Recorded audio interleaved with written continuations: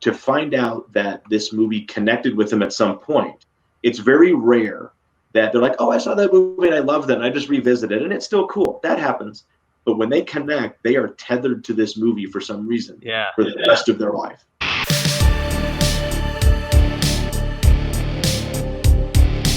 The thing I find fascinating is the renaissance of the movie, because when it came out on DVD, finally, I got it on DVD like the week it came out. Then never saw the DVD ever again. But for you, just seeing the immense popularity grow from about the mid-2000s to now, it is unbelievable. And I'm sure all these years later, still, you kind of shake your head and say, how did this film not resonate then and grow to the monster it is now for this this awesome movie?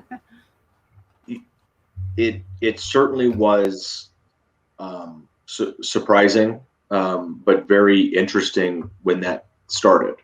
And it all started from one event. But kind of the answer to your question, I mean, absolutely. I mean, it was to see that actually happen. And it started going, we thought it would go away. You know, we had that initial cast reunion screening at the Alamo Drafthouse in 2006, spring of 2006. And that's what sparked the fire. And less than a year later, or no, about a year later, they announced that Lionsgate was doing the DVD. And we did the interviews for that.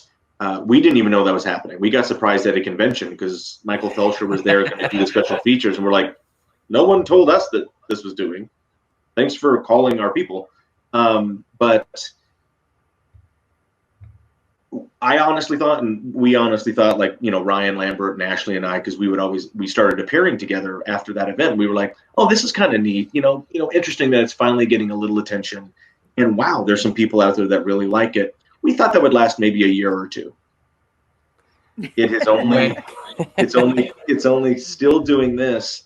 And after a number of years, about 10 years of that, you know, to kind of answer your question, what it was like, the only way that I could respond to what was going on was to figure out a way to tell the fan, because it was all about the fans' stories. You just told me your origin story and why Monster Squad is connected to you. It's the mom and pop video store. That's where you saw it. That was your go-to. It was a reward. So it has nothing but positives in your childhood for you. And you connected with probably one or more of the characters, whether they're part of the squad or part of the monster crew. You know, you figured out somewhere that you probably connected with the adventure story, right? It was over a number of years that I kept hearing exact stories like yours and others that were similar but different because they were more, you know, they were individual or group things. They just kept coming and coming and coming and coming. And I realized that this is sort of a very unique dynamic. And whatever is happening here, I don't really hear about it with other movies. And it started to become fascinating to me. So I was really interested in absorbing, being the information sponge that I am, hearing more and more of these stories. And then I would engage those fans and try to find out even more. And to find out that this movie connected with them at some point, it's very rare that they're like, oh, I saw that movie and I loved it and I just revisited it and it's still cool. That happens. But when they connect, they are tethered to this movie for some reason for the rest of their life. Hardcore fan base. And that's what I thought was interesting. It wasn't just, oh my God, I love Ghostbusters. It's so funny. I got slimed. And I love Ghostbusters. Everybody loves Ghostbusters. Great. It's a fun movie. But Monster Squad fans, whether they saw it in the theater, there was, you know, like 11 of them, or on HBO the next year, which gained a huge audience because HBO even knows that was a huge viewed thing in the summer of '88 when it finally came out, for a number of dynamic latchkey kid reasons and stuff like that. But and then, or your video store where you could go and have personal access to it, and then you could take it, show it to your friends, be like, hey, come over to my house, you got to watch this movie. So those are the three ways people connected and found this movie first. The only way I could figure out how to understand that dynamic was to make a documentary about that dynamic. The documentary is not about us. It's not a Where Are They Now? It's not a making of the movie doc, because they've done that.